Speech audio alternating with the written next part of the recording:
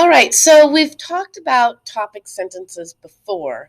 And when I was talking about the power topic sentence, you probably remember me saying that this is only one kind of topic sentence, and it's kind of a catch-all generic type of topic sentence for expository paragraphs, for most expository paragraphs. But there are some more specific types of topic sentences, and today I want to talk to you about a topic sentence that you'll use when you are summarizing a text. So when you have to write a paragraph summarizing a piece of text, whether that is summarizing a chapter, summarizing a section of text, or summarizing an entire novel, this topic sentence will help you focus what your summary covers.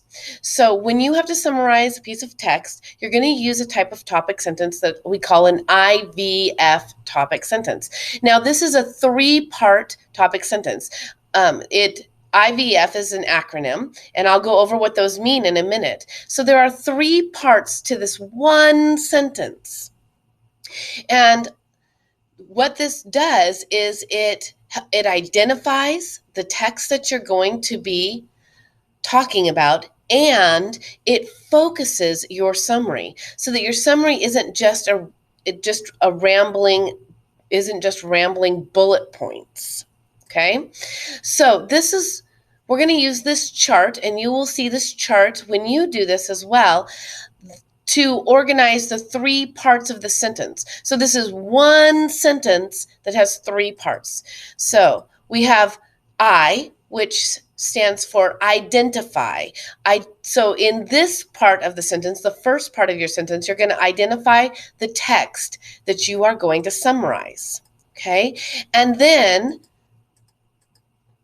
V stands for selective verb. V stands for verb.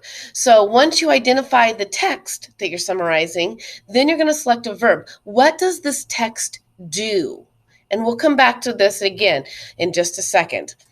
And so once you've decided what your verb is, what your text does, then you're going to finish your thought. F stands for finish your thought. So I, identify, V, verb, F, finish your thought. When you put these together, you identify the text you're going to summarize, you select a verb, and then you finish the thought. So let's look at an example of this. So, first thing I do is I identify the text that I'm going to summarize. In this case, I'm going to be summarizing chapter 1 of the book, The Absolutely True Diary of a Part-Time Indian by Sherman Alexie. Now, if it's a novel, you should underline the title. If it's a short story or a poem, then you would put quotation marks around it.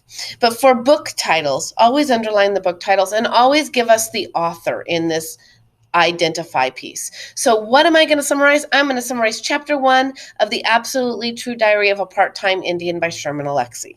Okay. Now I have to choose a verb. What does chapter 1 do?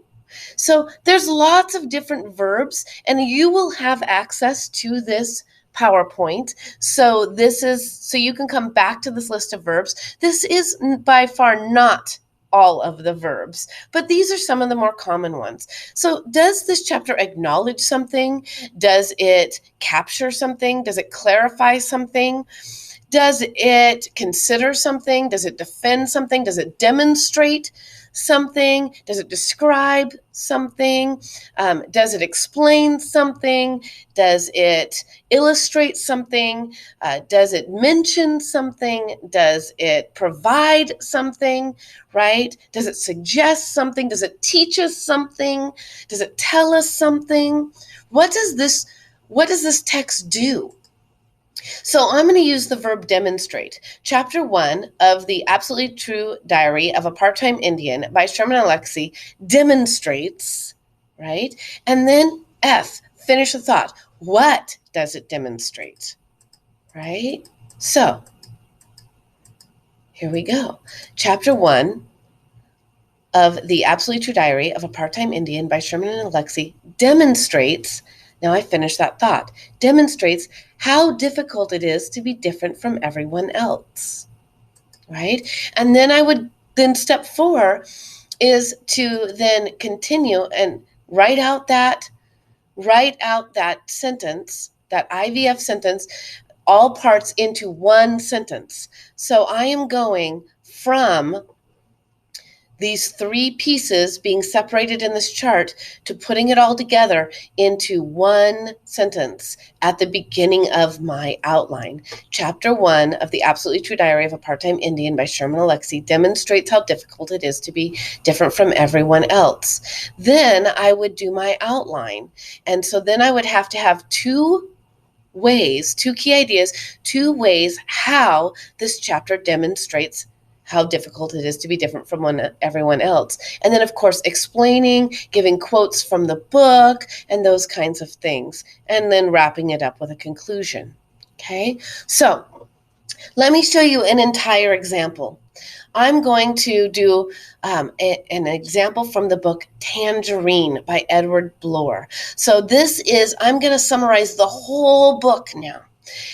So first, identify the text that I am summarizing, which is the book Tangerine. So Tangerine by Edward Bloor. Notice I've underlined Tangerine because it's a book.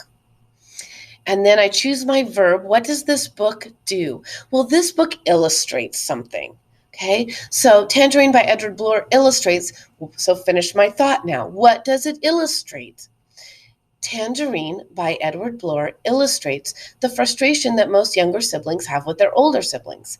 Now, if you have an older sibling, you can probably relate to this book, right? Because younger siblings oftentimes have issues with their older siblings.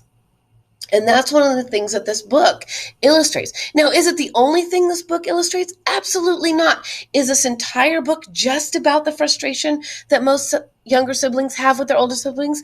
Absolutely not. But by using this format, it focuses my summary, so I'm not just randomly throwing information from the book that has nothing to do with each other. So I focus here what I'm going to talk about in this book.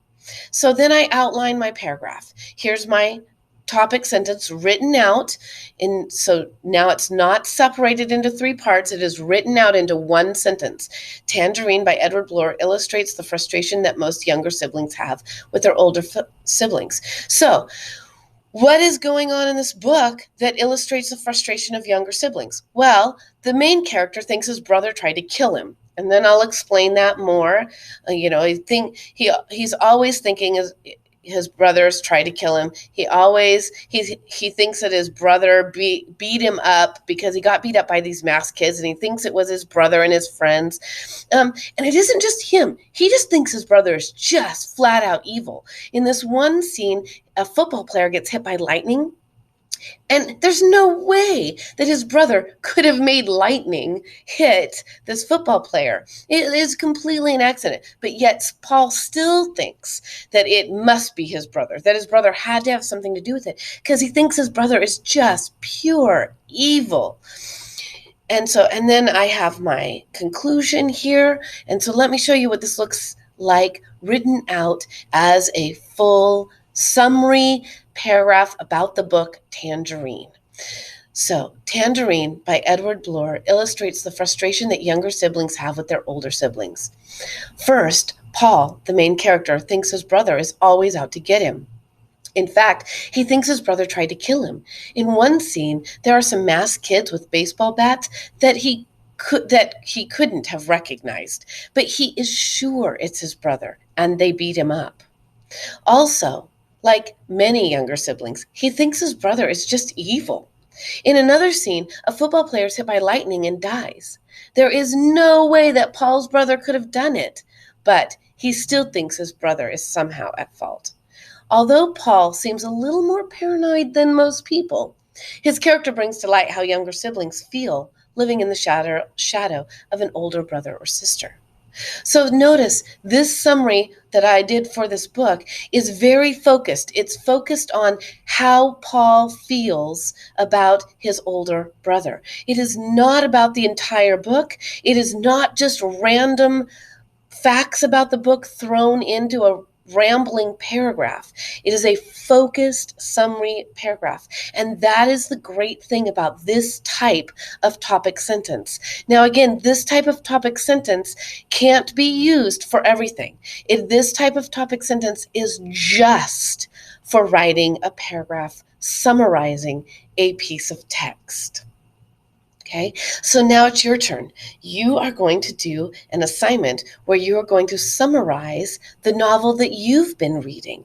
So I'm going to go over that in a different video, so be looking for that. If you have any questions or concerns, if something about this doesn't make sense, if you're struggling, please don't hesitate to reach out. You can email me, and of course, there's always our Wednesday intervention time. I'll talk to you soon. Bye.